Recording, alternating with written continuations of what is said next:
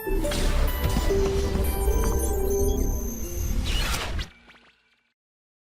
Students, कैसे हैं आप लोग। आज हम लेके आए हैं आपके लिए काइनेमेटिक्स 1D चैप्टर का वो लेक्चर जिसके अंदर हम लोग पढ़ेंगे स्पीड और वेलोसिटी को। तो आइए शुरू करते हैं इस बहुत ही शानदार लेक्चर को आप लोगों के लिए। तो सबसे पहले मैं आपको बता दूं कि जब हम इस लेक्चर को तैयार कर रहे होंगे तो क्या क्या चीजें हम साथ में से सीखेंगे।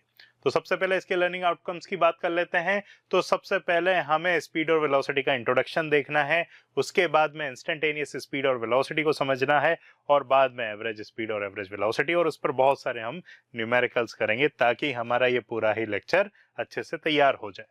लेकिन जैसा कि हम हर बार आपको बताते हैं कि अगर आपको इस लेक्चर को तैयार करना है तो कुछ बातों पर ध्यान देना होगा। जैसा कि हम लोग जानते हैं कि हम कोई म्यूजिशियंस नहीं हैं और आप भी अभिमन्यु नहीं हैं, तो आपको कुछ ऐसे तरीके अपनाने होंगे जिससे आपकी पढ़ाई, जिससे आप पढ़ रहे हैं, जो आप यहाँ पर स्टडी कर रहे हैं, वो सब कुछ आपका अच्छे से इम्प्रोवाइज हो सके।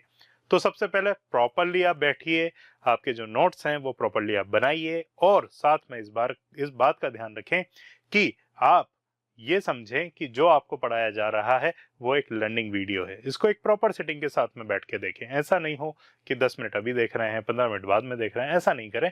एक साथ प्रॉपर सेटिंग में जैसा हम क्लास में बैठते हैं वैसे ही इसको देखें। और इस बात का ध्यान रखें कि जब भी आप पढ़ रहे हैं, यार पढ़ाई करते हैं तो डाउट्स तो आते ही हैं, तो आप अपने डाउट्स को प्रॉपरली एक जगह पर लिखते हुए चलें, और जब भी हम आपसे इंटरेक्ट करें तो आप हमसे उन डाउट्स को पूछ सकते हैं बच्चों। तो आइए शुरुआत करते हैं इस बहुत ही शानदार लेक्चर को जिसमें हम पढ़ेंगे स्पीड और वेलोसिटीज के बारे में। तो सबसे पहला टॉपिक हमारे सामने आ रहा है वो है स्पीड। तो स्पीड की अगर डेफिनेशन की बात करते हैं तो the distance travelled in 1 second is called as speed. Distance travelled in 1 second, एक सेकंड में कितना डिस्टेंस ट्रेवल कर रही है कोई ऑब्जेक्ट, उसको हम स्पीड कहते हैं। और इसके अंदर इस बात का भी ध्यान रखें कि हमारी जो ये स्पीड होती है एक तरह की स्केलर क्वांटिटी है, और स्केलर क्वांटिटी के साथ साथ इसकी इस बात पे ध्यान दें कि ये हमेशा पॉजिटिव ही होगी, क्योंकि स्केलर क्वांटिटी है, हम पहले बता चुके हैं कि वेक्टर्स क्या होते हैं और स्केलर्स क्या होते हैं। एसआई यूनिट की बात करें तो इसकी एसआई यूनिट हम सब जानते हैं, वो होती है मीटर पर सेकेंड। अब आप यहाँ पर एक चीज देख रहे होंगे बच्चों, देख रहे हैं कि ये बल्ब यहां पर एक्सप्लोड हो रहा है। अब इसका स्पीड से क्या रिलेशन है वो समझिए। हम जानते हैं कि जब ये बल्ब एक्सप्लोड होता है ना तो हम इसको नहीं देख पाते हैं, क्योंकि एक्सप्लोजन होने पर इसके जो भी पार्टिकल्स हैं वो काफी स्पीड में निकल जाते हैं, हमें पता ही नहीं चलता, बस हमें एक साउंड आता है और हम उस जगह पर देखते हैं और देखते हैं कि वहां पर बल्ब अब अवेलेबल ही नहीं है, क्योंकि वो एक्सप्लोड होके उसके जितने भी पार्टिकल्स हैं वो सारे ही फ्लोर पर आ चुके हैं। लेकिन अगर उसको स्लो मोशन में देखा जाए तो वो ऐसा कुछ नजर आएगा, हम एक एक पार्टिकल को देख पाएंगे कि वो किस तरीके से कितनी डिस्टेंस पर जा रहा है। तो स्पीड का यहीं पे कनेक्शन है बच्चों कि हम स्पीड से ये पता लगा पाते हैं कि ऑब्जेक्ट किस टाइम पर किस पोजीशन पर है। अगर स्पीड बहुत ज्यादा है, काफी जल्दी जा रहा है, तो हम उसको ऑब्जर्व नहीं कर पाएंगे, बिकॉज उसने कम टाइम में ज्यादा स्पीड ट्रेवल कर ली है। अब हमारा ऑब्जर्वेशन भी हमें उतना ही फास्ट रखना होगा। अगर ये स्लो स्पीड में है तभी तो हम देख पा रहे हैं ना, इसके पार्टिकल्स की पोजीशन को देख पा रहे हैं। तो स्पीड यहां पर बहुत इंपॉर्टेंट रोल प्ले करती है, बिकॉज ये हमारे सामने ये बताती है कि हम कितना फास्ट हैं या कितना स्लो हैं। तो इसी रेट ऑफ मोशन को हम लोग कहते हैं स्पीड। ठीक है बच्चों, तो स्पीड का जैसे मैंने फॉर्मूला बताया आपको, the distance travelled in 1 second, या आप ऐसा कह सकते हैं कि distance over the time is known as speed. तो स्पीड का फॉर्मूला क्या बन गया, very important, the formula of speed is distance upon time. Distance की यूनिट होती है मीटर, टाइम की यूनिट होती है सेकंड, तो इससे इसकी यूनिट क्या बन गई, मीटर पर सेकंड हो गई बच्चों। बढ़ते हैं आगे। इसकी एमके सिस्टम के अंदर जो ये यूनिट है वो मीटर पर सेकंड होती है, हम लोग जानते हैं, यही इसकी एसआई यूनिट भी है। और अगर मैं सीजीएस सिस्टम की बात करूं तो वहां हो जाएगा क्या, सेंटीमीटर पर सेकंड, मीटर को सेंटीमीटर में लिखेंगे वहां पे। उसके बाद में कई बार इस तरह के क्वेश्चंस बच्चों आते हैं, हम लोग इस तरह के क्वेश्चंस देखते हैं हमारे चारों ओर, जिसमें हमें यह बताया जाता है कि भाई आप कन्वर्जन करें किलोमीटर पर आवर को मीटर पर सेकंड में, कई बार हमारे पास में स्पीड दी होती है मीटर पर सेकंड में तो हम उसको कन्वर्ट कर देते हैं किलोमीटर पर आवर में, या हमारे पास में स्पीड कई बार किलोमीटर पर आवर में होती है हम उसको कन्वर्ट कर देते हैं मीटर पर सेकंड में। तो क्या तरीका है जिससे उसका ये कन्वर्जन किया जाता है, हमने लोअर क्लासेस में बहुत ज्यादा ये अच्छे से पढ़ा है। तो मैं आपको बता दूं कि अगर आपको किलोमीटर पर आवर से मीटर पर सेकंड में कन्वर्ट करना है तो उस स्पीड को मल्टीप्लाई किससे करना होगा, 5/18 से। वहीं अगर मैं मीटर पर सेकंड से किलोमीटर पर आवर में कन्वर्ट करता हूं तो मुझे 18/5 से करना होगा। कहने का मतलब ये है, मान लीजिए आपके सामने स्पीड आपको दे रखी है 72 kilometre per hour, now convert it into metre per second. तो जैसा कि यहाँ दे रखा है कि 5/18 से मल्टीप्लाई करेंगे तो 72 इंटू 5/18 कितना आ गया, ये 4 टाइम्स, ये हो गया बच्चों कितना, 20 मीटर पर सेकंड। तो ये कन्वर्ट हो गया। उसी तरीके से रिवर्स भी इसमें हो सकता है। कैसे, जैसे मान लो 20 मीटर पर सेकंड को किलोमीटर पर आवर में करना है तो क्या करेंगे, 20 इंटू 18/5 तो कितना हो गया, 4 टाइम्स कटा तो कितना हो गया बच्चों, 72 kmph। ये हो गया कन्वर्ट। ठीक है, तो हमने देख लिया कि हम लोग किलोमीटर पर आवर को मीटर पर सेकंड के अंदर कन्वर्ट कर सकते हैं और मीटर पर सेकंड को भी किलोमीटर पर आवर पे कन्वर्ट कर सकते हैं। बस हमें ये पता होना चाहिए कि हम किस फैक्टर से उसको मल्टीप्लाई करें। ठीक है बच्चों, तो यहाँ तक की ये सारी बात हो गई। उसके बाद में आगे बढ़ते हैं और देखते हैं क्वेश्चन हमारे सामने आ गया है। क्वेश्चन बहुत ही सिंपल क्वेश्चन है। आप देख रहे हैं कि भाई if a boy on a round trip, एक बॉय है जो कि राउंड ट्रिप पे ट्रेवल कर रहा है 600 मीटर और वो वापस से अपने घर पे आ जाता है, घर से चलता है, ठीक है, 600 मीटर की डिस्टेंस ट्रेवल करता है और वापस घर पे आ जाता है। कितने टाइम में, 200 सेकंड में आ जाते हैं। तो बताइए उसने कितनी स्पीड पर ट्रेवल किया। बहुत ही सिंपल क्वेश्चन है, आसानी से कर सकते हैं आप लोग। तो देख रहे हैं भाई ये बच्चा चल के एक राउंड इसने पूरा कंप्लीट किया और कंप्लीट करके वो वापस अपने घर पे आ गया। तो आपको ये निकालना है कि अगर इसने डिस्टेंस 600 किलोमीटर या 600 मीटर की ट्रेवल की है तो ऐसी सिचुएशन में और जो टाइम दे रखा है 200 सेकंड है तो उसकी स्पीड क्या होगी। तो भाई मैं तो सिंपल इसको सॉल्व कर लूंगा, मेरे पास में इसका फॉर्मूला है जो अभी मैंने आपको बताया, that speed is equals to distance upon time. Distance दे रखा है 600 डिवाइडेड बाय 200 कितना आ गया, 3। तो ये 3 मीटर पर सेकंड मेरे पास में आ गई इसकी स्पीड। तो इसके ऑप्शंस अगर मैं देखूं तो ऑप्शन 2, 3, 1, 12, तो इन चार ऑप्शन में से कौन सा ऑप्शन करेक्ट है बच्चों, ऑप्शन नंबर बी करेक्ट होगा, जिसमें ये दे रखा है 3 मीटर पर सेकंड। तो इस तरीके से इस न्यूमेरिकल को सॉल्व कर लेंगे हम लोग। तो देखते हैं आगे, हम आगे स्पीड के अंदर ही बात करेंगे कि अगर हमारे सामने ग्राफ दिया हुआ हो। हमने लोअर क्लासेस के अंदर थोड़े बहुत ग्राफ्स भी देखे हैं जिसमें डिस्टेंस टाइम ग्राफ काफी कॉमन है। तो डिस्टेंस टाइम ग्राफ के अंदर हम अगर स्पीड का पता लगाना चाहते हैं तो हमें यह पता होना चाहिए कि हम उसका स्लोप निकालें। तो slope of distance time graph represents speed of the object. किस तरीके से वो हम देख लेते हैं। जैसे मान लीजिए कि आपके सामने डिस्टेंस और टाइम का ग्राफ है, एस यहाँ पर डिस्टेंस को रिप्रेजेंट कर रहा है, टी यहाँ पर टाइम को रिप्रेजेंट कर रहा है, कोई स्ट्रेट लाइन है लेट सपोज। तो ऐसी सिचुएशन में अगर आपको स्पीड बतानी है तो हम स्पीड को कैसे निकालेंगे। जैसे मान लीजिए किसी पर्टिकुलर टाइम पर यहाँ पर डिस्टेंस या उसकी पोजीशन आपको गिवन है, उसके बाद में दूसरे किसी टाइम पर उसकी पोजीशन यहाँ कहीं होगी जो कि गिवन होगी। लेट सपोज ये बाद वाली पोजीशन उसकी S2 है, ये पहले वाली पोजीशन उसकी S1 है। उसी तरीके से ये वाला जो टाइम है ये T1 है, ये वाला टाइम जो है वो T2 है। तो ऐसी सिचुएशन में हमें पहले ये देखना होगा कि इस पॉइंट पर क्या टाइम है, वो T1 है, इसको हम इनिशियल टाइम कहेंगे। उसके बाद में यहाँ पर जो बात करेंगे वो हमारा फाइनल टाइम होगा।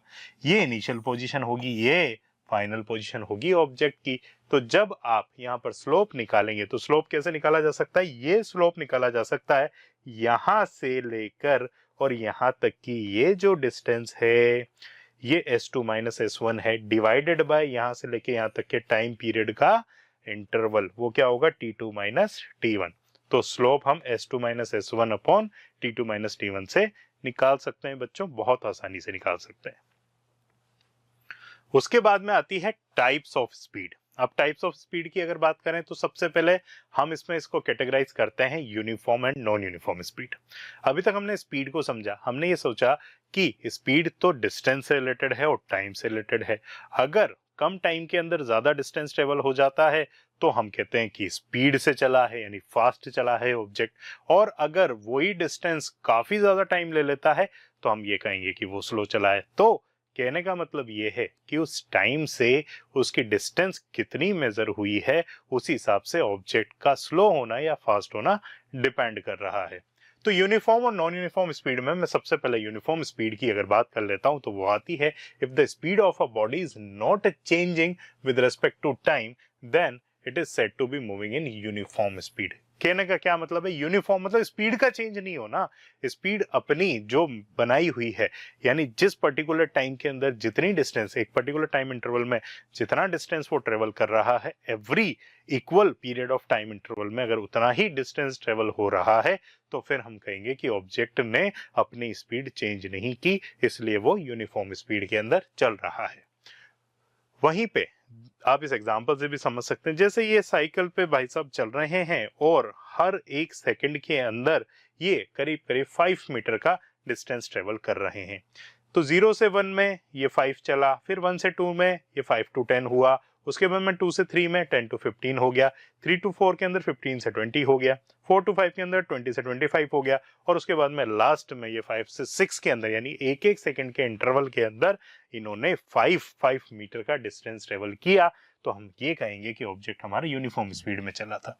तो 0 से 1 में जैसा कि मैंने बताया, शुरुआत में ये 5 मीटर चला, उसके बाद में अगला ये 5 मीटर चला, उसके बाद में ये अगला 5 मीटर चल रहा है, फिर 5 मीटर चल रहा है, हर एक सेकंड के अंदर ये एवरी टाइम 5 मीटर चल रहा है। तो इसकी यूनिफॉर्म स्पीड क्या हो जाएगी बच्चों, 5 मीटर पर सेकंड हो जाएगी। तो object is not changing its speed with respect to the time, that's why we are saying that object is moving in uniform speed.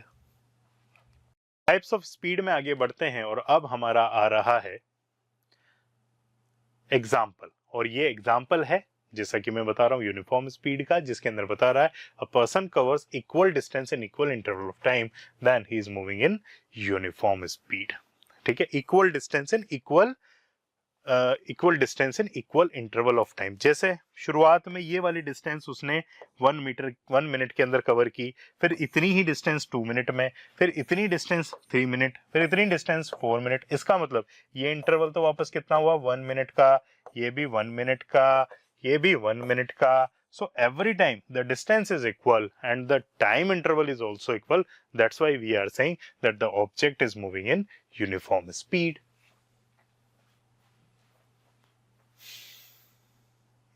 अब बात कर लेते हैं नॉन यूनिफॉर्म स्पीड की। If the speed of a body is changing with respect to the time, अब की बार time के साथ में उसकी स्पीड चेंज होगी तो ऑब्जेक्ट नॉन यूनिफॉर्म स्पीड में होगा। तो हम कहेंगे ऑब्जेक्ट ने क्या किया, नॉन यूनिफॉर्म स्पीड में ट्रेवल किया। जैसे आपके सामने मैं बता रहा हूं एग्जांपल, एक एनिमेशन के थ्रू मैं ये चीज समझा रहा हूं, एक बार इसको देखिए आप।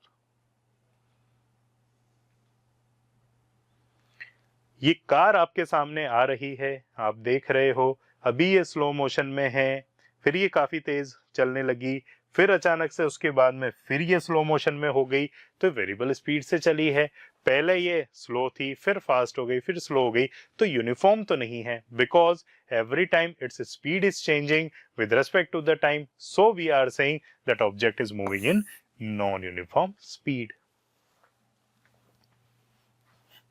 सो टाइप्स ऑफ स्पीड में ही आगे बढ़ते हैं और देखते हैं अब हमारे पास में जो टाइप्स ऑफ स्पीड आ रही है वो है एवरेज और इंस्टेंटेनियस स्पीड। तो उसमें सबसे पहले, क्योंकि इस पे काफी न्यूमेरिकल भी आते हैं बच्चों जब हम एवरेज स्पीड की बात करते हैं, तो यहाँ पर average speed the ratio of total distance travelled by a body to the total time taken when the motion can be with varying speed for various intervals of time, then we say that object speed can be calculated in terms of average speed। कहने का क्या मतलब है, अब वो समझते हैं। तो total distance travelled by a body to the total time taken, इन दोनों के बीच का रेशियो, जैसे कि मैंने फॉर्मूला भी लिखा है। सबसे पहला काम तो भाई इस फॉर्मूले को आप अच्छे से लर्न कर लो, क्योंकि एवरेज स्पीड का जब भी फॉर्मूला आएगा, चाहे वो किसी भी फॉर्म में आए, कितना भी कॉम्प्लिकेटेड आए, उन सारी ही सिचुएशन में आप इस बात का ध्यान रखें कि हमें total distance upon total time निकालना है, चाहे कितना भी कॉम्प्लिकेटेड आता है। कैसे हम देखेंगे, जरा उसको देखो।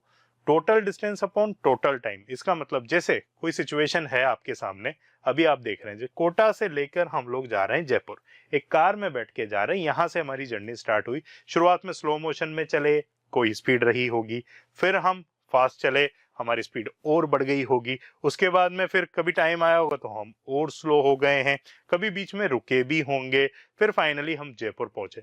तो हमारा जो स्पीड था वो वेरिएबल था, कभी फास्ट मान लीजिए 90 किलोमीटर पर आवर हो गए, कभी स्लो 50 किलोमीटर पर आवर हो गए, बहुत स्लो हो गए 20 किलोमीटर पर आवर हो गए, बिल्कुल रुक गए, कहीं पे चाय पानी भी पिएंगे, रुकेंगे भी सही तो 0 किलोमीटर पर आवर हो गए, फिर हम चले 60 किलोमीटर पर आवर। तो वेरिएबल हमारी स्पीड थी। सो टोटल इसकी जो डिस्टेंस है मान लीजिए वो दे रखी है 250 किलोमीटर, तो हम इस फॉर्मूले से उसका एवरेज स्पीड निकाल लेंगे। कैसे? टोटल डिस्टेंस क्या हो जाएगी सिचुएशन में, 250 किलोमीटर। अब वेरिएबल स्पीड से हमने लेकिन कुछ ना कुछ टाइम तो लिया होगा। लेट सपोज वहां से यहां तक यानी कोटा से जयपुर पहुंचने में हमने जो टाइम लिया है वो 5 आवर्स का है। टोटल डिस्टेंस 250 हमने यहाँ पर कवर की है। तो ऑन एन एवरेज हम लोग 50 किलोमीटर पर आवर से चले हैं यहाँ पे। हो सकता है कि 50 किलोमीटर पे आपने कभी आपका वहां पर हो सकता है कि आपने कभी देखा ही ना हो, आपके स्पीडोमीटर में जब आप कार में ट्रेवल कर रहे थे आपने देखा कि सर मुझे तो कभी मेरे स्पीडोमीटर पे 50 किलोमीटर पर आवर नजर ही नहीं आया। लेकिन ऑन एन एवरेज तो हम 50 पर पहुंचे। जब आप जयपुर में अपने वहां गए होंगे, अपने घर गए होंगे, या आप मान लीजिए आपके ग्रैंड पेरेंट्स के पास में गए होंगे, तो उन्होंने पूछा होगा कि बेटा आपको आने में कितना टाइम लगा। आपने कहा कि हमने 5 आवर्स लिए हैं, ठीक है, और टोटल डिस्टेंस 250 की हमने कवर की है। तो आपके ग्रैंड पेरेंट्स आपसे कहेंगे कि बेटा आपने 50 kilometre per hour on an average drive किया है। तो इसका मतलब ये हो गया कि कभी हो सकता है ज्यादा भी चले हो, कभी स्लो भी चले हो, लेकिन ऑन एन एवरेज आपका कितना आया, 50 किलोमीटर पर आवर आया। तो ये आपकी हो गई एवरेज स्पीड। अब इस एवरेज स्पीड पर हम बहुत सारे न्यूमेरिकल सॉल्व कर सकते हैं। बहुत सारे न्यूमेरिकल्स बनेंगे, उससे पहले हम लोग देख लेते हैं कि इंस्टेंटेनियस स्पीड क्या होती है। तो इंस्टेंटेनियस स्पीड की अगर बात करें तो the speed of a body at a particular instant of time, किसी पर्टिकुलर इंस्टेंट पर हमारी स्पीड क्या रही है वो होती है हमारी इंस्टेंटेनियस स्पीड। अब इसको निकालते कैसे? भाई हम जानते हैं कि हम किसी जगह पर ट्रेवल कर रहे होते हैं, तो जो हमारा व्हीकल होता है, व्हीकल में एक स्पीडोमीटर लगा हुआ होता है। हम ड्राइव कर रहे होते हैं, हमारी कार चल रही होती है, उसी टाइम पर हम लोग हमारे स्पीडोमीटर पर नजर डालते रहते हैं। स्पीडोमीटर कंटिन्यूअसली अपनी स्पीड जो आप उस टाइम पर चला रहे हैं वो दिखाता रहता है। कई बार हम काफी स्लो चलते हैं, कई बार हम काफी फास्ट चलते हैं, तो हमारी स्पीड वहां पर दिखती रहती है। जैसे अभी आप देख रहे हैं यहाँ पर एक कंटिन्यूअसली स्पीड चेंज हो रही, कभी ये आपको 40 किलोमीटर पर आवर नजर आ रही, कभी 80 किलोमीटर पर आवर नजर आ रही, कभी 200 किलोमीटर पर आवर नजर आ रही है। ऐसे आपको अलग अलग स्पीड नजर आ रही है। तो उसी पर्टिकुलर इंस्टेंट पर जो आपकी स्पीड है वो आपकी कौन सी स्पीड होती है बच्चों? इंस्टेंटेनियस स्पीड होती है। तो वही हम यहाँ पर दिखा रहे हैं। अब ये जो इंस्टेंटेनियस स्पीड है इसका फॉर्मूला आपके सामने गिवन है। हमने जब आपको डिफरेंशिएशन पढ़ाया था तब भी आपको इसके बारे में बताया था कि आप जितना टाइम इंटरवल जिसमें आपने पूरा एनालिसिस किया है उसको जितना शॉर्ट करते हुए जाओगे आप उतना ही इंस्टेंटेनियस होते जाओगे। तो यहाँ पर डेल्टा टी हम जानते हैं कि काफी फाइनाइट वैल्यू होती है। अगर इस डेल्टा टी को मैं काफी रिड्यूस करके ऑलमोस्ट इक्वल्स टू 0 लाऊंगा तो मैं उतना इंस्टेंटेनियस हो जाऊंगा। तो ds बाई डी टी यानी मैं डिफरेंशिएशन करता हूं, अगर मैं स्पीड के फंक्शन अगर मैं डिफरेंशिएशन करता हूं उस पोजीशन के फंक्शन का जो कि टाइम पर डिपेंडेंट है, तो मेरे सामने जो स्पीड निकल के आती है वो कैसी होती है बच्चों? इंस्टेंटेनियस स्पीड होती है। चलिए तो बात कर लेते हैं अब वेलोसिटी की। हमने स्पीड देख लिया, हमने स्पीड पर उसके टाइप्स देख लिए, जैसे कि एवरेज स्पीड देखा, और एवरेज स्पीड के साथ साथ इंस्टेंटेनियस स्पीड भी देखी। अब हम बात करते हैं वेलोसिटी की। बच्चे कई बार कंफ्यूज होते हैं स्पीड को लेकर और वेलोसिटी को लेकर, तो आओ समझते हैं स्पीड और वेलोसिटी में डिफरेंस क्या है। तो द डिस्प्लेसमेंट, अब यहां पर आप बच्चों ये वर्ड देख रहे हैं कि यहाँ डिस्प्लेसमेंट की बात की जा रही है। इससे पहले हमने बात की थी डिस्टेंस की। तो the displacement in 1 second is called the velocity. It is a vector quantity. दूसरा मेजर डिफरेंस आपके सामने आ रहा है। हमने बताया था स्पीड एक तरह की स्केलर क्वांटिटी है, यहाँ पर बात की जा रही है वेक्टर क्वांटिटी की। और बहुत इंपॉर्टेंट बात मैं यहाँ पर बता रहा हूं कि क्योंकि ये एक तरीके से वेक्टर क्वांटिटी है, तो ये पॉजिटिव भी हो सकता है, नेगेटिव भी हो सकता है और जीरो भी। मैं पहले ही आपको वेक्टर क्वांटिटीज कई बार अच्छे से पढ़ा चुका हूं। और साथ में मैं बात करता हूं इसकी यूनिट की। तो जो स्पीड की यूनिट होती है वही यूनिट यहां पर है मीटर पर सेकेंड, क्योंकि डिस्टेंस की जो यूनिट होती है वही यूनिट डिस्प्लेसमेंट की भी होती है बच्चों। तो वेलोसिटी का फॉर्मूला क्या हो गया? Displacement upon time taken, that is metre per second से हम उसको निकाल सकते हैं। अब यहां पर आप इस एग्जाम्पल से समझिए, कोई ऑब्जेक्ट है जो ए से बी तक गया, ठीक है। दोबारा देख लेते हैं कैसे ये गया था। तो ये ऑब्जेक्ट ए से बी पर जा रहा है। ऐसी सिचुएशन में हम देख रहे हैं, मान लीजिए अगर उसने ये वाला पाथ लिया होता तो इसका डिस्टेंस क्या आता, यहां से लेके यहां तक पहुंचने में जो इसने डिस्टेंस ट्रेवल की वो आता, ठीक है। अब साथ में यहां से यहां पहुंचने में कुछ टाइम भी होगा उसका।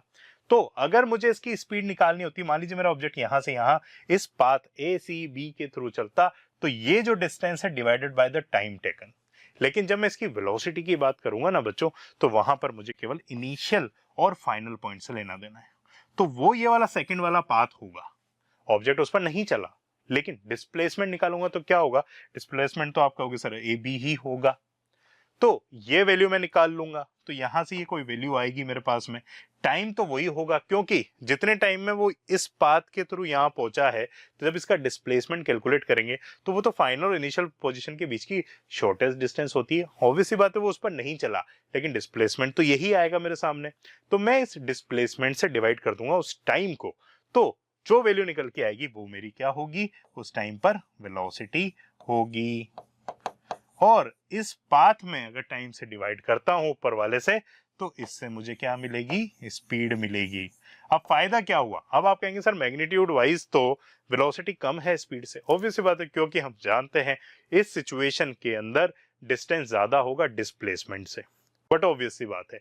लेकिन ये वेक्टर क्वांटिटी है तो मुझे डायरेक्शन पता चल गया कि ऑब्जेक्ट की वेलोसिटी अल्टीमेटली किस डायरेक्शन में थी। तो आप कहेंगे सर ए से बी डायरेक्शन में उसकी वेलोसिटी थी।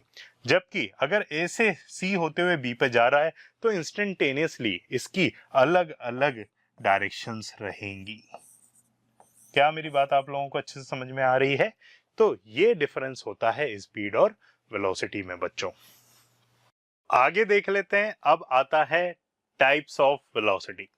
तो टाइप्स ऑफ वेलोसिटी में भी मैं सबसे पहले कैटेगराइज करता हूं uniform and non uniform velocity की। तो उसमें सबसे पहले यूनिफॉर्म वेलोसिटी की अगर बात करें तो uniform velocity when a body covers equal displacement in equal interval of time. जैसे ये बाइसिकल रन कर रही है, आप देख रहे हैं यहाँ पर, ये एग्जैक्टली वैसा ही एग्जाम्पल है जैसा हमने यूनिफॉर्म स्पीड में देखा था। यहाँ भी एवरी सेकेंड यहाँ जो डिस्प्लेसमेंट हो रहा है वो 5 मीटर्स का हो रहा है। कहने का मतलब ये है कि यहां जब इसको वेलोसिटी से हम लोग कनेक्ट करेंगे तो किस तरीके से करते हैं, जब ऑब्जेक्ट हमारा स्ट्रेट लाइन में मूव करता है तो ऐसी सिचुएशन में डिस्टेंस ट्रेवल्ड और डिस्प्लेसमेंट दोनों सेम होता है। तो ये जो आपके सामने एग्जांपल आ रहा है उसके अंदर आप देख रहे हैं कि एक स्ट्रेट लाइन में चलने की वजह से जितनी डिस्टेंस ये ट्रेवल कर रहा है वही उसका शॉर्टेस्ट पाथ भी है, इसीलिए वो डिस्प्लेसमेंट भी है। और ये डिस्प्लेसमेंट एवरी सेकंड इक्वल ही है। जैसे शुरुआत के 1 सेकंड में ये 5 मीटर का था, फिर उसके बाद में अगले सेकंड में भी ये 5 मीटर है, अगले 1 सेकंड में भी 5 मीटर, अगले 1 सेकंड में भी 5 मीटर, एवरी सेकंड ये डिस्प्लेसमेंट 5 मीटर का ही है। इसलिए जब मैं यहाँ पर इसकी वेलोसिटी को फाइंड आउट करूंगा तो its velocity will be 5 metre per second. तो ये हमारी यूनिफॉर्म ही होगी, क्योंकि इसने क्या किया? इक्वल डिस्प्लेसमेंट किया है इक्वल इंटरवल ऑफ टाइम में। तो ये हमारी वेलोसिटी यूनिफॉर्म होगी, यानी कि वो वेलोसिटी जो कि टाइम के साथ में चेंज ना हो, तो ऐसी वेलोसिटी को हम लोग क्या कहते हैं? यूनिफॉर्म वेलोसिटी कहते हैं।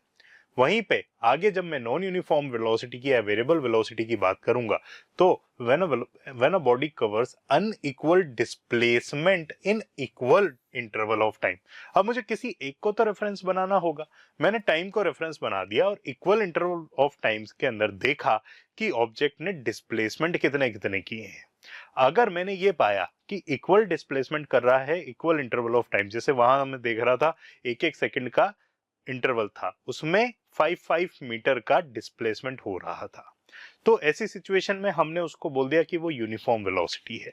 जब नॉन यूनिफॉर्म वेलोसिटी की बात की जा रही है तो यहां अगर मैं टाइम को इक्वल लेता हूं, अगर उसमें अनइक्वल डिस्प्लेसमेंट आते हैं तो ऐसी वेलोसिटी नॉन यूनिफॉर्म वेलोसिटी या वेरिएबल वेलोसिटी के नाम से जानी जाएगी। जैसे कि अब मैंने एग्जांपल भी आपके सामने वो लिया है जिसमें ऑब्जेक्ट स्ट्रेट लाइन में नहीं चल रहा है।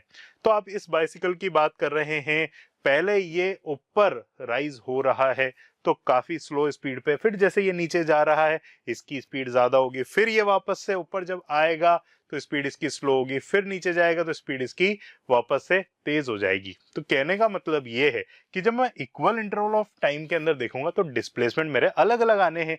क्यों? उसके पीछे भी रीजन है, जरा देखो एक बार। जब ये शुरुआत में टाइम पीरियड मैंने तो इक्वली ले रखे हैं, लेकिन यहाँ पर स्लो है, यहाँ फास्ट है, फिर उसके बाद में स्लो है, फिर फास्ट है, तो every equal interval of time के अंदर डिस्प्लेसमेंट तो अलग अलग ही होगा। तो जब डिस्प्लेसमेंट अलग होगा तो मैं ऑब्वियस सी बातें यहाँ कह सकता हूं कि मेरी जो वेलोसिटी है वो नॉन यूनिफॉर्म है। तो इस बात का हम लोग यहाँ पर ध्यान रखें। एक चीज मैं और आपको यहाँ बता रहा हूं कि अगर डायरेक्शन, क्योंकि वेलोसिटी मेरी वेक्टर क्वांटिटी है, इस वजह से मान लीजिए कि वो मैग्नीट्यूड सेम लेके चल रहा है लेकिन उसकी डायरेक्शन कंटिन्यूसली चेंज हो रही है, तो वो एग्जांपल भी नॉन यूनिफॉर्म वेलोसिटी का ही होता है। मैग्नीट्यूड भले ही उसका सेम हो, जैसे ऑब्जेक्ट अगर सर्कुलर मोशन कर रहा होता है तो सर्कुलर मोशन करने के दौरान आप देखेंगे कि ऐसी सिचुएशन के अंदर हो सकता है कि वो इक्वल टाइम पीरियड के अंदर इक्वल डिस्टेंस ट्रेवल कर रहा हो या इक्वल डिस्प्लेसमेंट भी कर रहा हो, लेकिन अगर ऑब्जेक्ट अपनी डायरेक्शन कंटिन्यूसली बदल रहा है तो ऐसी सिचुएशन में वो नॉन यूनिफॉर्म वेलोसिटी के अंदर ही काउंट होगा। क्योंकि वेलोसिटी वेक्टर है तो उसके अंदर मैग्नीट्यूड और साथ में उसकी डायरेक्शन को भी हमें देखना होगा। तो इस वजह से हम लोग यहाँ पर नॉन यूनिफॉर्म वेलोसिटी को इस तरीके से एक्सप्लेन करते हैं बच्चों। टाइप्स ऑफ वेलोसिटी के अंदर ही मैं आपको आगे समझाता हूं एवरेज वेलोसिटी और इंस्टेंटेनियस वेलोसिटी। अब जैसे हमने वहां पर एवरेज स्पीड को देखा था, अब यहाँ पर एवरेज वेलोसिटी की बात की जाएगी। तो total displacement divided by total time is called as average velocity. कहने का मतलब क्या है, वहां जैसे टोटल डिस्टेंस आ रहा था, अब यहाँ पर क्या आ जाएगा, डिस्प्लेसमेंट आ जाएगा। नीचे तो वही टाइम का फैक्टर है, टोटल टाइम टेकन। ये फॉर्मूला भी हमें लर्न करना है अच्छे से। कैसा भी न्यूमेरिकल आता है, हम अगर इस फॉर्मूले को लर्न रखते हैं तो हम उस न्यूमेरिकल को इजीली सॉल्व कर सकते हैं। तो एवरेज अगर मुझे वेलोसिटी निकालनी है तो total displacement, final position minus initial position divide by total time interval, उससे मैं एवरेज वेलोसिटी निकाल सकता हूं। और मेरी एवरेज वेलोसिटी, क्योंकि वेलोसिटी एक वेक्टर क्वांटिटी है तो एवरेज वेलोसिटी भी क्या हो जाएगी, एक वेक्टर क्वांटिटी ही होगी बच्चों। उसी चीज में आगे बढ़ते हैं और देखते हैं हमारा फर्दर टाइप्स ऑफ वेलोसिटी के अंदर ही इंस्टेंटेनियस वेलोसिटी। अब ये क्या चीज है, इंस्टेंटेनियस स्पीड हमने समझा था। तो the velocity of a body at a particular instant of time is called as instantaneous velocity. किसी पर्टिकुलर इंस्टेंट पर उसकी जो वेलोसिटी होगी उसको हम इंस्टेंटेनियस वेलोसिटी कहेंगे। जैसे मैं पहले भी ये बता चुका हूं कि अगर मैं नीचे जो टाइम वाला इंटरवल है उसको जितना शॉर्ट करता हुआ जाऊंगा मैं उतना इंस्टेंटेनियस बनता हुआ जाऊंगा। तो अगर मैं डिफरेंशिएट करता हूं पोजीशन वेक्टर को with respect to the time, तो ऐसी सिचुएशन में मुझे जो वेलोसिटी मिलेगी वो क्या मिलती है बच्चों, वो इंस्टेंटेनियस वेलोसिटी मिलती है। यहां पर भी आप अगर देखते हैं इस ग्राफ के अंदर, देखते हैं डिस्प्लेसमेंट वर्सेस टाइम के ग्राफ के अंदर भी देखेंगे तो इसका जो स्लोप है वो आपको क्या बताता है, वो आपको वेलोसिटी को रिप्रेजेंट करता है। जितना ये इंटरवल आप शॉर्ट करते हुए जाएंगे वैसे वैसे आपका ये टेंजेंट बनता हुआ जाएगा और ये आपकी इंस्टेंटेनियस वेलोसिटी को रिप्रेजेंट कर देगा। हमें अगर क्वेश्चन के अंदर गिवन है, मान लीजिए हमें displacement as a function of time given है और मुझसे पूछा जाए कि किसी पर्टिकुलर टाइम पे उसकी इंस्टेंटेनियस वेलोसिटी क्या होगी, तो मैं उसको डिफरेंशिएट करूंगा, डिफरेंशिएट करके उस वैल्यू को मैं उसमें पुट करूंगा उस टाइम की, जिससे मुझे वहां पर इंस्टेंटेनियस वेलोसिटी मिल सकती है बच्चों। अब इसी में मैं आगे बढ़ता हूं और बहुत इंपॉर्टेंट पॉइंट्स मेरे पास में आ रहे हैं एवरेज स्पीड और वेलोसिटी के, जो मैं आपके सामने रख रहा हूं यहाँ पर। सबसे पहले, for a moving body average speed can not be negative और zero unless T is equal to zero. इस बात को समझे कि भाई मूविंग बॉडी है तो कुछ ना कुछ डिस्टेंस तो वो ट्रेवल करेगी सही। तो ऐसी सिचुएशन में एवरेज स्पीड उसकी ना तो नेगेटिव हो सकती क्योंकि एक स्केलर क्वांटिटी है, ना ही जीरो हो सकती। हाँ, टाइम ही उसका जीरो यानी कि इनिशियल टाइम की मैं बात कर लूंगा तो वहां मैं कंसिडर कर सकता हूं। तो हमें इस बात का ध्यान रखना है कि मेरी जो एवरेज स्पीड है वो हमेशा ग्रेटर देन जीरो होगी। लेकिन जब एवरेज वेलोसिटी की बात करूंगा तो एवरेज वेलोसिटी मेरी जीरो भी हो सकती है, इक्वल भी हो सकती है और नेगेटिव भी हो सकती है, क्योंकि वेलोसिटी क्या है, एक तरह की वेक्टर क्वांटिटीज होती है बच्चों। If a particle travels distances L1, L2 and L3 at speed V1, V2 and V3, तो अगर मान लीजिए डिस्टेंसेस दे रखी हो कि भाई L1 डिस्टेंस मैंने V1 स्पीड से करी, L2 डिस्टेंस मैंने V2 स्पीड से करी, L3 डिस्टेंस मैंने V3 स्पीड से करी, तो ऐसी सिचुएशन के अंदर जब आप एवरेज निकालेंगे तो वो कैसे निकलेगा, टोटल डिस्टेंस कितना होगा भाई, L1, L2, L3 अलग अलग डिस्टेंसेस हैं तो टोटल डिस्टेंस क्या हो जाएगा, L1 प्लस L2 प्लस जितना भी दे रखा हो plus Ln divided by total time taken. तो टोटल टाइम कितना हो जाएगा भाई, L1 डिस्टेंस ट्रेवल करी है V1 स्पीड से तो इसमें टाइम कितना लगेगा, L1 अपॉन V1, डिस्टेंस या डिस्प्लेसमेंट अपॉन टाइम, तो L1 अपॉन V1 पहला टाइम आ गया। उसी तरह से दूसरे डिस्टेंस को ट्रेवल करने के लिए L2 अपॉन V2, इसी तरीके से जब तक आएगा Ln अपॉन Vn। तो ओवरऑल अगर आपको एवरेज स्पीड यहां निकालनी होगी तो समेशन ऑफ Li, जहां पर i का वैल्यू 1 से n तक है, divided by summation Li upon Vi। i का वैल्यू आप ध्यान रखिए कि यहाँ कहां से 1 से लेकर और n तक ये इसमें पुट करना है, तो उससे हमें एवरेज स्पीड मिल सकती है बच्चों। और फर्दर आगे क्या इंपॉर्टेंट पॉइंट्स है देख लेते हैं।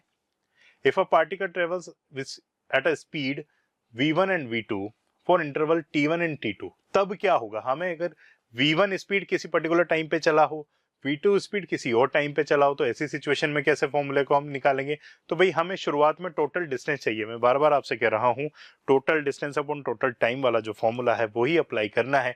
तो भाई शुरुआत की जो डिस्टेंस है v1 t1 से चला है तो स्पीड इनटू टाइम से v1 t1 उसका पहला डिस्टेंस आ जाएगा, ऐसे v2 t2 आ जाएगा, ऐसे जितने भी होंगे वो आ जाएंगे, डिवाइडेड बाय टोटल टाइम पहला वाला t1 पे चला था प्लस t2 प्लस t3, इस तरीके से। तो समेशन ऑफ VIT, जहां पर i अगेन 1 से लेकर n तक है, डिवाइडेड बाय समेशन TI, इससे हम इसको कैलकुलेट कर सकते हैं। तो मैं इसीलिए आपसे कह रहा हूं total distance upon total time या total velocity upon total displacement upon total time, ये फॉर्मूला आप अच्छे से लर्न रखें। कैसे भी घुमा के न्यूमेरिकल आते हैं तो भी हम इसको आसानी से सॉल्व कर सकते हैं बच्चों। वहीं फर्दर आगे और क्या इंपॉर्टेंट पॉइंट्स है वो देख लेते हैं। If a particle moves a distance at speed v1 and comes back with speed v2, v1 speed से एक डिस्टेंस ट्रेवल करता है और v2 से वापस लौट आता है, तो ऐसी सिचुएशन में उसकी एवरेज स्पीड का फॉर्मूला होता है 2v1 v2 upon v1 plus v2, इससे हम इसको निकाल सकते हैं। अब आप कहेंगे सर ये फॉर्मूला कैसे आया, तो मैं आपके सामने इसको डिराइव कर देता हूं, जरा देखो। मान लीजिए किसी एक पॉइंट ए से लेकर बी तक टोटल डिस्टेंस है इसका x, ऑब्जेक्ट ए से बी गया, पहले गया ए टू बी और फिर क्या हुआ, वो बी टू ए आया। तो मुझे बताओ टोटल कितना डिस्टेंस ट्रेवल किया होगा। आप कहेंगे sir total distance 2x travel किया होगा, तो टोटल डिस्टेंस ट्रेवल कितना हो गया इस सिचुएशन में 2x। टोटल डिस्टेंस ट्रेवल कितना हो गया बच्चों, 2x हो जाएगा। अब मेरा जो फॉर्मूला है एवरेज स्पीड का वो मैं लगा रहा हूं। एवरेज स्पीड फॉर्मूला क्या है, total distance upon total time. Total distance है 2x अपॉन टोटल टाइम। अब देखो ए से बी जाने पर इसकी स्पीड थी v1 और b टू a आने पर इसकी स्पीड है v2, ठीक है। तो a से b जाने में टाइम कितना लगा? आप कहेंगे सर डिस्टेंस x किया है विद स्पीड v1, तो इसका टाइम क्या हो गया? x by v1, very good. उसी तरीके से वो क्या हो जाएगा? x by v2। अब जब आप इसको आगे सॉल्व करेंगे, एलसीएम ले लो, v1 v2, ये क्या हो जाएगा ऊपर? 2x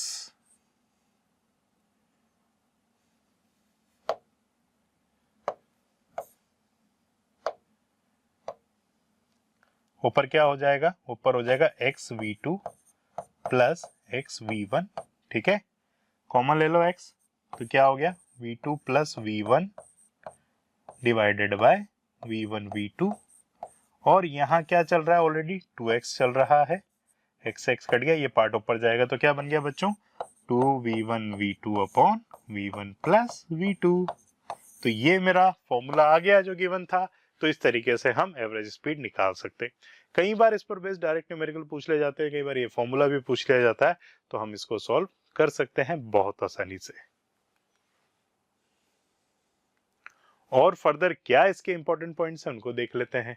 सबसे पहले, if a particle moves for two equal time interval, दो इक्वल टाइम इंटरवल के लिए मान लीजिए हमारा पार्टिकल मूव कर रहा है, तो एवरेज स्पीड क्या होगी?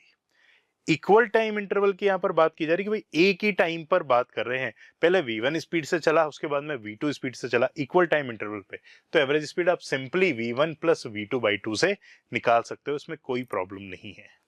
अब एवरेज स्पीड और एवरेज वेलोसिटी पे हम न्यूमेरिकल्स को सॉल्व कर लेते हैं। सबसे पहला न्यूमेरिकल आप लोगों के सामने आ रहा है, जिसमें ये कह रहा है कि Abdul while driving to school computes the average speed for his trip to be 20 kilometre per hour. अब यहाँ पर एवरेज स्पीड पहले से ही गिवन है।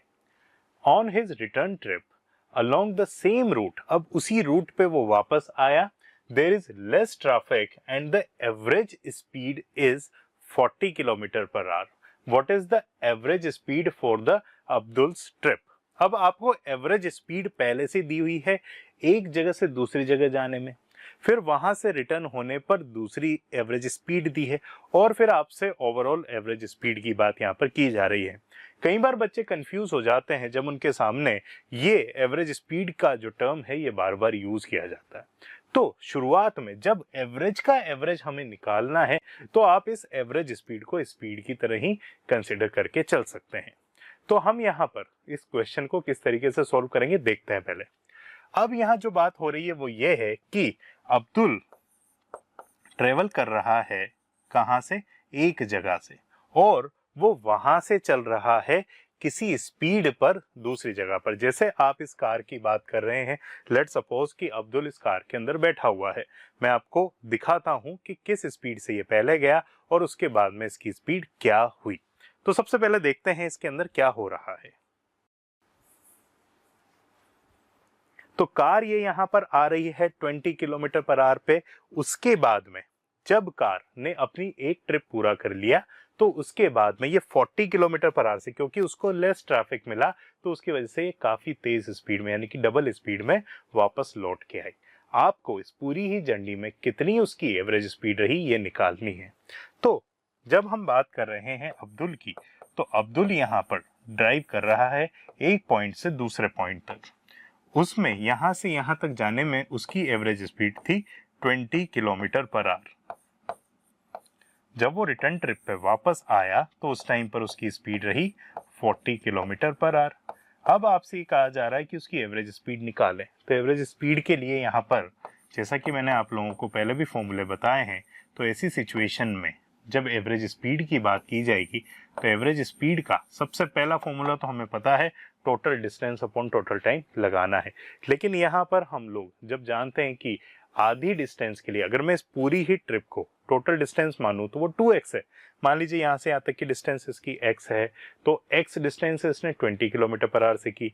अगली x डिस्टेंस, क्योंकि ये स्पीड है तो इसमें कोई परेशानी नहीं है इसको डिस्टेंस मानने में, तो ये रिटर्न होने में 40 किलोमीटर पर आवर पर आ रहा है। तो अगली x डिस्टेंस इसने 40 किलोमीटर पर आवर पे की, टोटल इसकी हो गई 2x। 2x इसकी टोटल डिस्टेंस हो गई। तो पहले का टाइम हम कैसे निकालेंगे, x/20 से। अगला टाइम कैसे निकलेगा, x/40 से। तो हमारी वही सिचुएशन हो गई जिसमें हमने कहा था कि half of the journey with v1 speed and remaining half of the journey with v2 speed.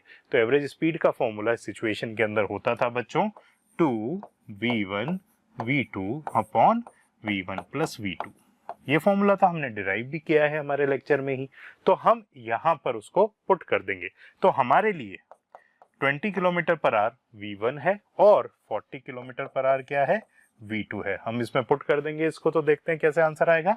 Is equal to 2 into 20 into 40 divided by 20 plus 40। तो जब आप इसको सॉल्व करेंगे तो आंसर कैसे निकलेंगे जरा देखते हैं।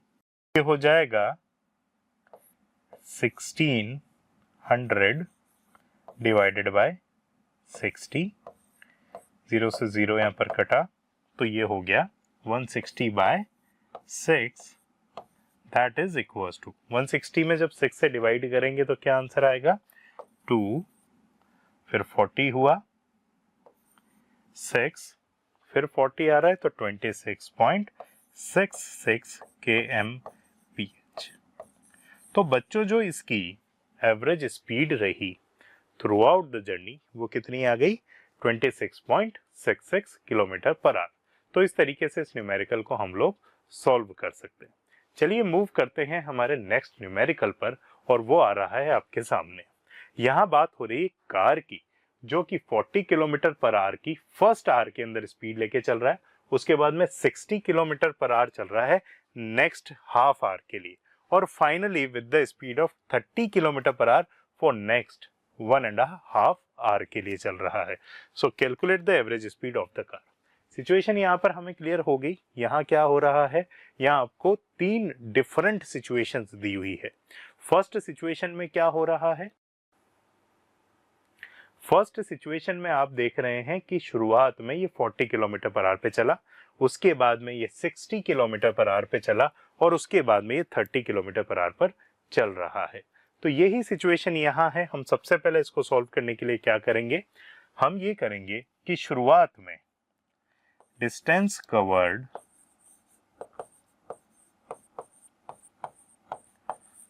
इन first our,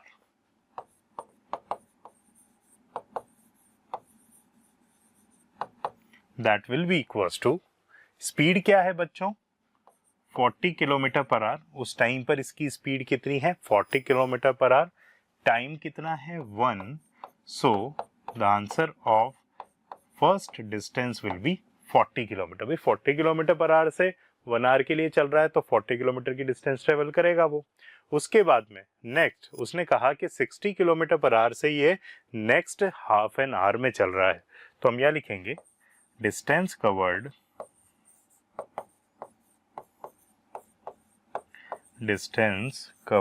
in next half hour।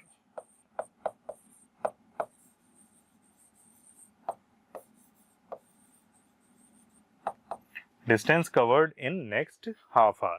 तो हाफ एन आवर के अंदर ये 60 किलोमीटर पर आवर से चल रहा है, तो 60 इंटू 0.5, क्योंकि हाफ आवर की बात हो रही है। So the distance covered will be 30 kilometre in this situation. Now it is finally moving with the speed 30 km per hour for the next 1.5 hour. So distance covered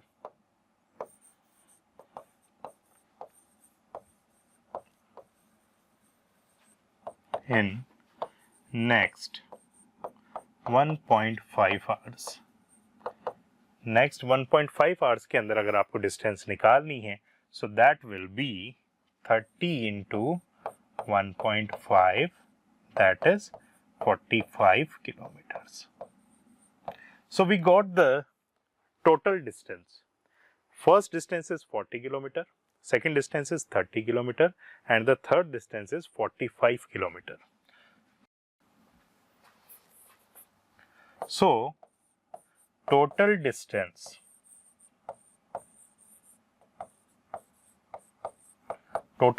क्या हो जाएगी, 40 plus 30 plus 45।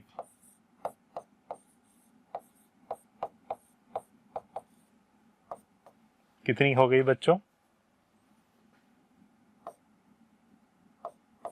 115 kilometres. ठीक है, ये total distance हमारे पास में आ गई। हमने क्या किया, पहले डिस्टेंस निकाल ली फर्स्ट आवर की, सेकंड नेक्स्ट हाफ आवर की हमने डिस्टेंस निकाल ली, और फिर 1.5 आवर की नेक्स्ट मैंने यहाँ पर डिस्टेंस निकाल ली है आपके सामने। अब मैं यहाँ बात करूंगा मेरी एवरेज स्पीड की। सो एवरेज स्पीड का फॉर्मूला हम सब लोग जानते हैं, average speed is equals to total distance upon total time. So total distance in this situation will be 115 and the total time is 1, then half यानी 1.5 and then 1.5 यानी कि 1.5 more, इसका मतलब that is 3 hours. So by this we will get 8.3 kmph. So the average speed of the car will be 38.3 kmph.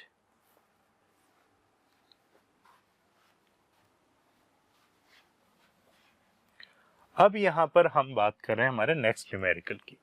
The distance between 2 points A and B is 100 metre. आप देख रहे हैं यहाँ 2 points मैंने दिखाए हैं, पॉइंट ए है, एक पॉइंट बी है, इन दोनों के बीच में डिस्टेंस है 100 मीटर। यहां से ये जनाब चले 20 मीटर पर सेकंड की स्पीड से। फिर क्या हो रहा है, उसके बाद में जब ये बी से ए पर आ रहे हैं तो उस टाइम पर इनकी स्पीड आई 25 मीटर पर सेकंड। तो आपको निकालना है इसकी एवरेज स्पीड। ये भी सेम फॉर्मूला है, इसको भी आप आसानी से निकाल सकते हैं। तो हम इसको कैसे निकालेंगे वो देखते हैं। अब यहाँ पर जो आपको कंफ्यूजन क्रिएट करेगा वो होगा ये 100 मीटर, क्योंकि डिस्टेंस आपको यहाँ पर गिवन है। तो ए से बी में इसकी हमारे पास में स्पीड पता है 20 मीटर पर सेकेंड। उसके बाद में जब ये बी से ए पर आया तो 25 मीटर पर सेकेंड हमें स्पीड पता है। तो ऐसी सिचुएशन में हम डायरेक्ट फॉर्मूला हमारा अप्लाई कर देंगे, average speed is equals to 2 v1 v2 upon v1 plus v2। तो क्या हो गया ये 2 into the value of v1 is 20 and the value of v2 is 25 divided by 20 plus 25. So the answer will be 1000 divided by 45 to 2.2 meter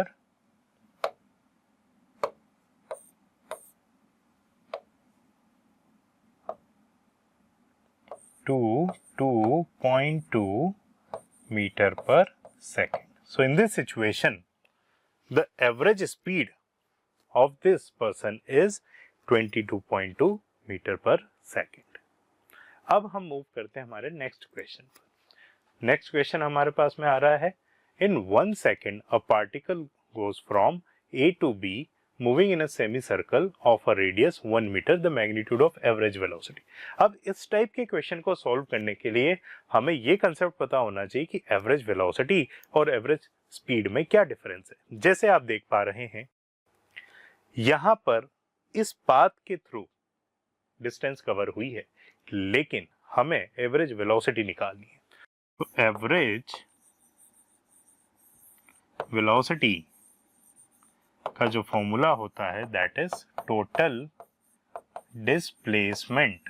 अब यहां क्या आ जाता है बच्चों, डिस्प्लेसमेंट आ जाता है divided by total time, total displacement over total time. अब ए से बी जाने में किसी सेमी सर्कल के थ्रू डिस्प्लेसमेंट क्या होगा, ये मेरी इनिशियल पोजीशन है, ये मेरी फाइनल पोजीशन है। तो ऐसी सिचुएशन में डिस्प्लेसमेंट क्या होगा बच्चों, this will be the displacement. तो डिस्प्लेसमेंट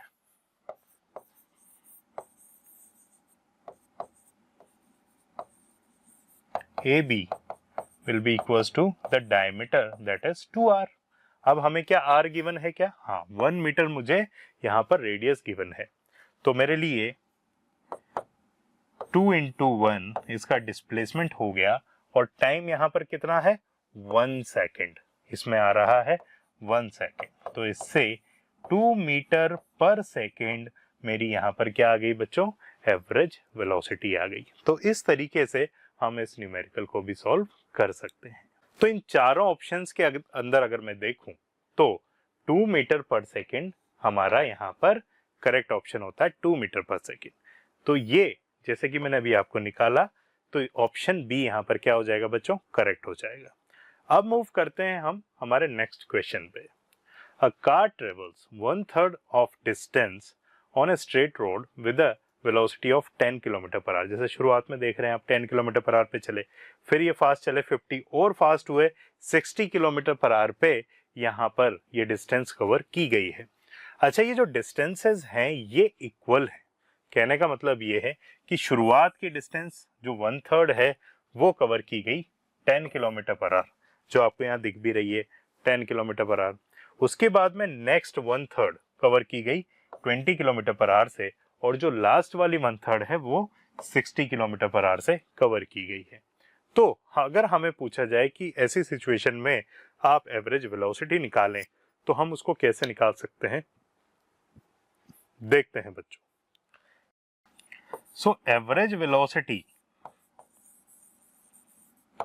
अगर मुझे निकालनी है तो इसका फॉर्मूला मुझे पता है, टोटल डिस्प्लेसमेंट, यहाँ ये कि डी क्या है, डिस्प्लेसमेंट है, डिवाइडेड बाय टोटल टाइम।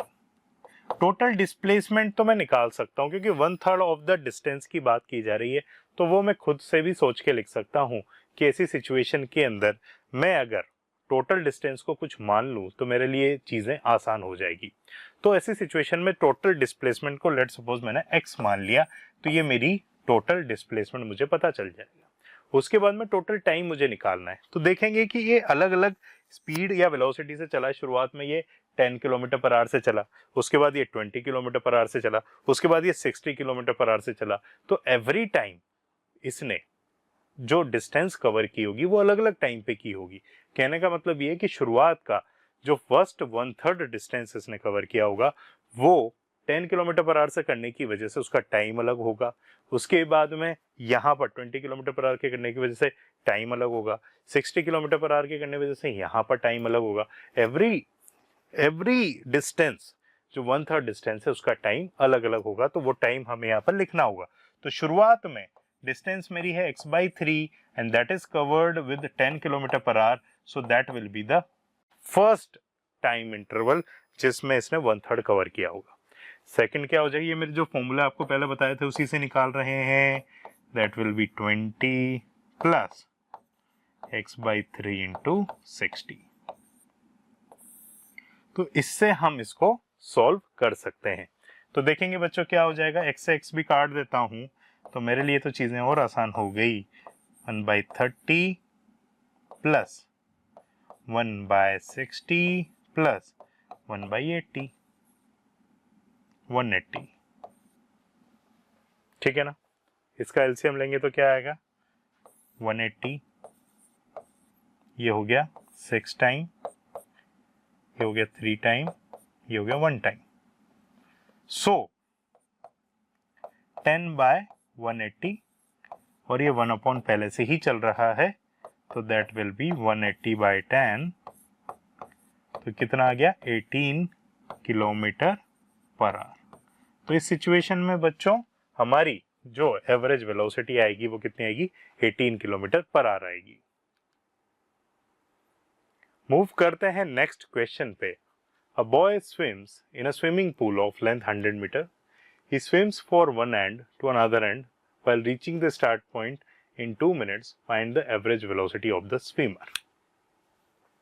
अब इस न्यूमेरिकल में आप देख रहे हैं कि जैसा कि आपने भी देखा कि एक बच्चा उधर से इधर आया, ये वहां से आ रहे हैं, शुरुआत में 100 मीटर की इसने लेंथ कवर की और उसके बाद में फिर यहां से वापस जा रहे हैं और उसी स्टार्ट पॉइंट पे वापस 2 मिनट्स के अंदर पहुंच गए। तो एवरेज वेलोसिटी निकालना है। बहुत आसान क्वेश्चन है, इजीली से इसको सॉल्व कर सकते हैं। एवरेज वेलोसिटी की बच्चों बात की जाती है तो हमारा फॉर्मूला हमें पता होना चाहिए। तो average velocity is equals to total displacement, यहाँ पर क्या आता है डिस्प्लेसमेंट, और ये बहुत इंपॉर्टेंट है डिस्प्लेसमेंट वर्ड यहाँ पर, क्यों आप समझ गए होंगे, अपॉन टोटल टाइम। ठीक है, ये टोटल है, तो क्या हो जाएगा टोटल डिस्प्लेसमेंट, इस पॉइंट से वहां गया है, वहां से वापस आया, तो डिस्प्लेसमेंट इज 0, टाइम कुछ भी रहा हो, answer of the average velocity will B 0 kilometre per our. तो इस सिचुएशन में हमारा जो आंसर होगा वो क्या होगा बच्चों, 0 kilometre per our. So the answer जो यहाँ ये ऑप्शन है उसके अंदर अगर मैं दूं तो 0 is the correct answer. Move करते हैं नेक्स्ट क्वेश्चन पे। The distance traveled by a particle in time t is given by s is equals to 2.5 t square meter। अब आप यहाँ देख रहे हैं बच्चों, it is the function of time. यहाँ पर ये जो डिस्टेंस है ये फंक्शन ऑफ टाइम है। फंक्शन के बारे में मैं पहले आपको बता चुका हूँ। हमें क्या निकालना है, average speed of the particle during 0 to 5 second, हमें एवरेज स्पीड निकालनी है, और इंस्टेंटेनियस स्पीड निकालनी है 5 सेकंड पे। तो इस न्यूमेरिकल को सबसे पहले हम सॉल्व करते हैं, कैसे करेंगे देखते हैं। तो फर्स्ट ए वाला पार्ट हम यहाँ डिस्कस कर लेते हैं। हमारे लिए distance as a function of time है 2.5 टी स्क्वायर, कोई इसमें परेशानी नहीं। हमें निकालनी है एवरेज स्पीड। एवरेज स्पीड निकालने के लिए total distance upon total time हमें पता होना चाहिए। तो total distance upon total time से अगर मैं देखूं तो शुरुआत में हमारा जब ये s 0 था तो इसकी पोजीशन भी 0 पे थी, क्योंकि t की जगह मैं 0 रखूंगा। तो at t equals to 0 s is equals to 0, कोई इसमें परेशानी नहीं। जब t हमारा आ रहा है 5 सेकेंड, तो उस टाइम पर मेरा s कितना आ जाएगा, 2.5 into 25, that is equals to, in this situation, 62.5 meters. In this situation the distance will be 62.5. तो एवरेज स्पीड फॉर्मूला होता है total distance upon total time. Total distance शुरुआत में 0, 5 सेकेंड में ये चला गया 62.5 मीटर्स पर, तो टोटल डिस्टेंस कितनी हो गई, 62.5 metre divided by total time 5 second. तो एवरेज स्पीड कितनी आ जाएगी बच्चों,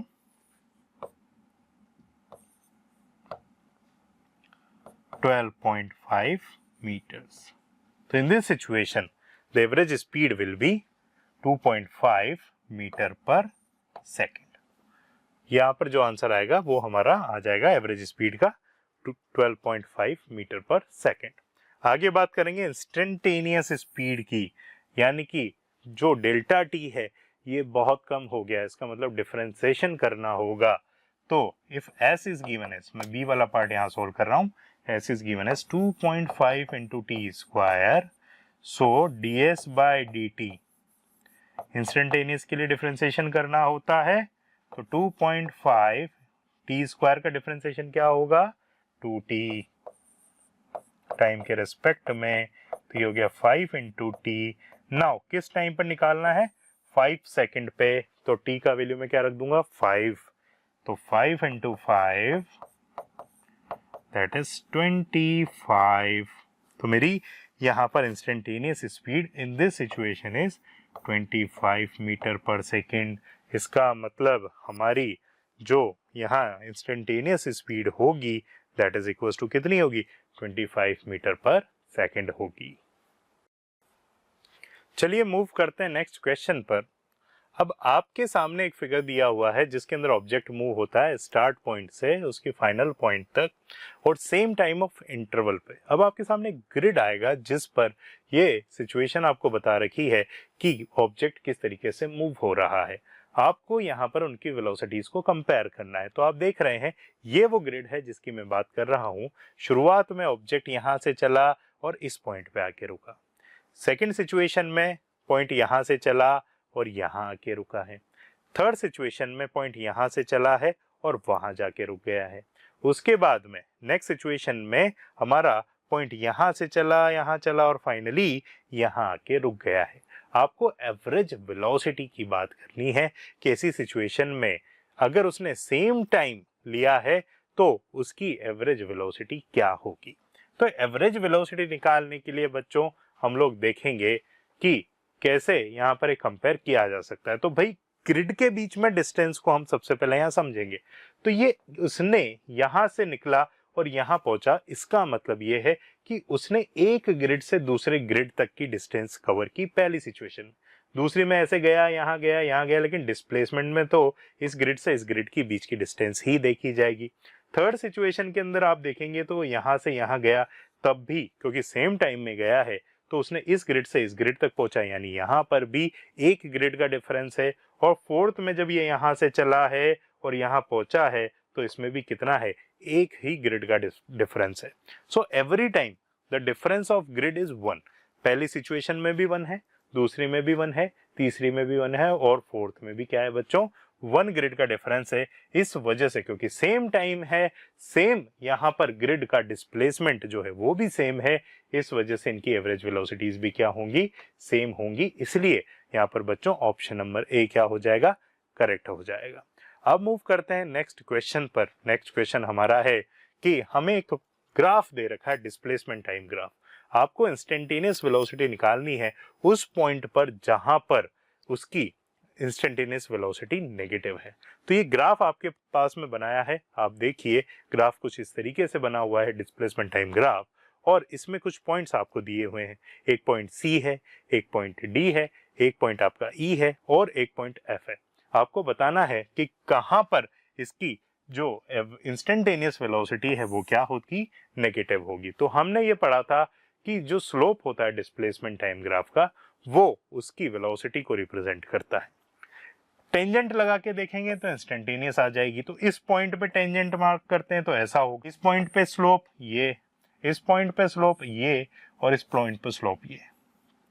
तो ये तो एक पॉजिटिव स्लोप है, ठीक है, इसका एंगल आप देख रहे हैं तो 0 से 90 के बीच में आ रहा है, तो ये तो एक पॉजिटिव स्लोप है। ये जीरो स्लोप है, नेगेटिव ये भी नहीं है। एफ पॉइंट की बात करते हैं तो भाई यहाँ पर भी ये थीटा, तो ये भी पॉजिटिव स्लोप हो गया 0 से 90 के बीच में।